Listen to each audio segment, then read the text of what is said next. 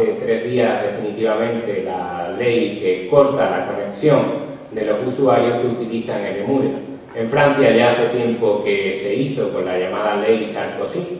En Estados Unidos fueron un poco más allá y se llegó a proponer, en lugar de cortar la conexión al emule, directamente destruir por control remoto los ordenadores de las personas que se conectan al emule.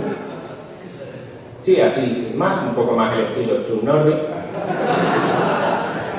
Lo propuso un senador estadounidense que se llama Orrin Hatch, un senador republicano. Allí en el Senado, pues se comentó, alguien dijo, nadie quiere destruir los ordenadores, y todos se rieron, pero el bueno de Orrin levantó la mano y dijo que él sí que quería. Y propuso esa solución que no se aceptó. Pero no significa que no ocurran disparates por aquel país y por los de nuestro entorno.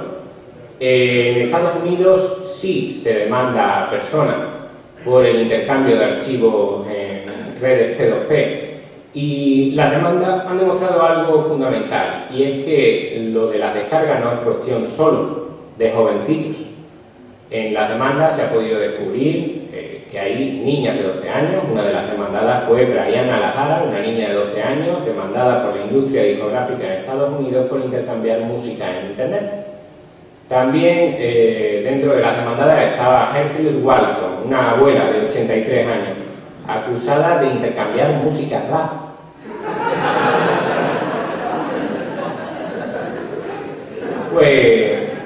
Fue un error. Su nieta se encargó de desentrañar el error con 2 argumentos de peso. El primero era que su abuela nunca fue aficionada al rap, era más de heavy. Y segundo, que su abuela hacía ya años que estaba muerta. Es decir, que tenía coartada. Retiraron la demanda, pero eso no significa que no cayeran otras personas de la misma edad, abuelos de 84 años, como fue uno de los casos, el que digo de esta jovencita, Brianna Lahara. Y en Europa, en el resto del mundo, también se está empezando a tirar por este camino. Como digo, siempre subiendo la punibilidad de los actos, porque los estados se encuentran incapaces de conseguir disuadir a sus ciudadanos para que dejen de utilizar estos avances para acceder gratuitamente a los bienes intelectuales. En este sentido de subir continuamente la punibilidad, en Estados Unidos, por ejemplo, descargar 2 canciones, la multa máxima que te podría caer por descargar 2 canciones es mayor que la que le caería a un médico que en una negligencia te amputa la pierna buena. Eso significa que el ejecutivo de esos países encuentran que no hay ninguna manera de disuadir a sus ciudadanos y por eso continuamente intenta subir la punibilidad de esos actos. En España va por ese camino y voy a explicar cuáles han sido las 3 fases de la guerra legal del intercambio de archivos en Internet. No hace falta decir que en esa guerra yo hace tiempo me posicioné en una trinchera muy concreta. Por lo tanto, esta guerra la voy a contar desde esa perspectiva y que nadie se lleve a engaño. Es decir, esta persona que cuenta esta guerra está en una trinchera concreta. La primera de las fases de esta guerra legal y que dio origen a la ley SINDE, que comentaremos al final de esta conferencia, es la fase de debate. Fue una fase de simulacro de debate público. Empezó en el año 2004. Antes de este año no había debate alguno.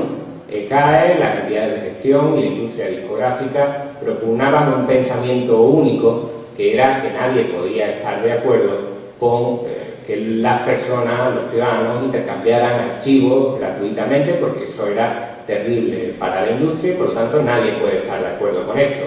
A tanto llegaba el pensamiento único en aquellos tiempos que una mínima subversión de ese pensamiento era castigada gravemente. El caso de Alaska, que dijo una obviedad y algo bastante trivial. Dijo que esto de las descargas o el Top Manta no es que le pareciera bien, pero que los discos eran muy caros y que podían bajar su precio. La reacción fue que ANEDIS, la asociación que agrupa a los distribuidores de discos, retiró todos los discos de las tiendas de Alaska por dar esta opinión y le dijeron que hasta que no la matizara o cambiara no volverían a las tiendas. Alaska la matizó y entonces volvieron a las tiendas. Hasta ese punto el pensamiento único estaba absolutamente instaurado.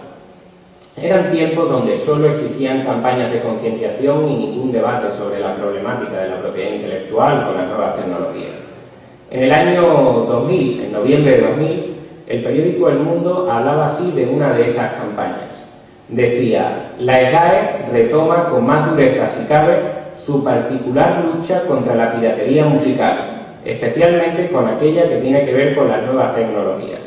En los últimos días han lanzado una campaña publicitaria en la que se compara a las personas que copian ilegalmente CDs con camellos o violadores.